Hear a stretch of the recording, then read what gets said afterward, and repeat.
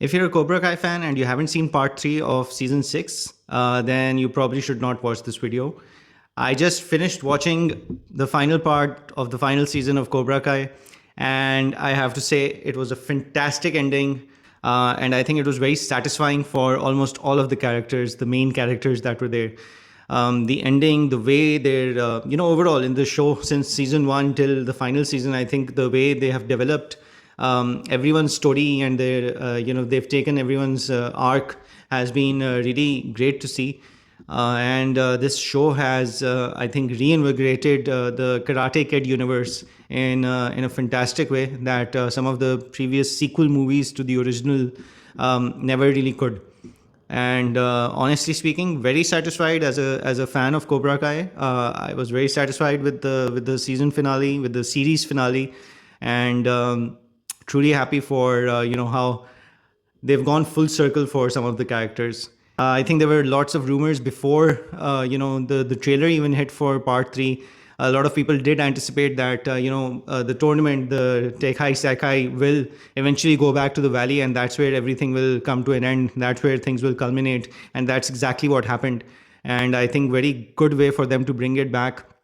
I think the way they got Silver's character to continue being the ultimate bad guy, and the way that he was motivated in ensuring that the tournament does go on, the way he was doing everything possible within his capacity to continue the tournament, that was spot on.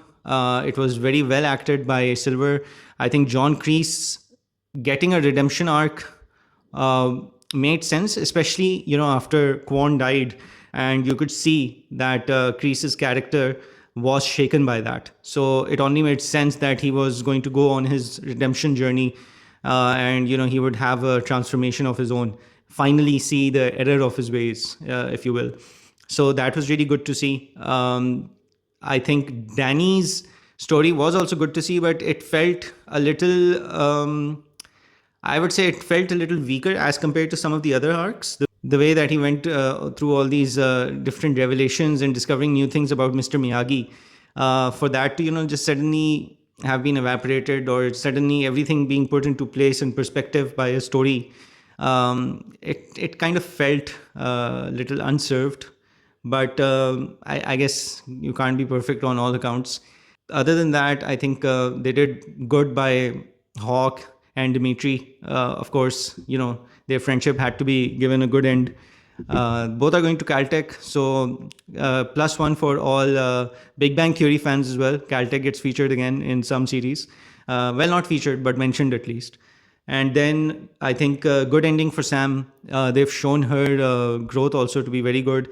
And it made sense that the final would be between Tori and Zara, because they in part 2 they had more of the clash, they had more of the animosity towards each other. So it always made sense, even if Sam would not have pulled out of the fight with Tori. I think eventually it would have come down to the fact that it will be Sam losing that semi-final, and Tori and Zara coming head on for the final match.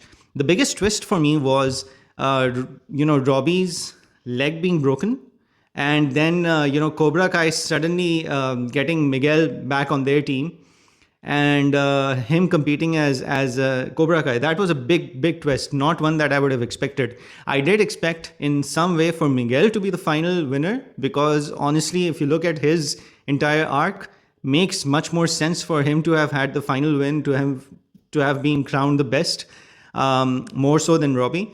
But the way they went about it was a really good twist to see. And then in doing so, they also sort of gave Johnny a redemption at, doing what he wanted with Cobra Kai. So that was the best thing, I feel. And also the way they had him in the final fight against Sensei Wolf. I think that was the cherry on top. Really good finish to the entire story and the entire series. And I feel really glad that the most full circle they went was with Johnny's character.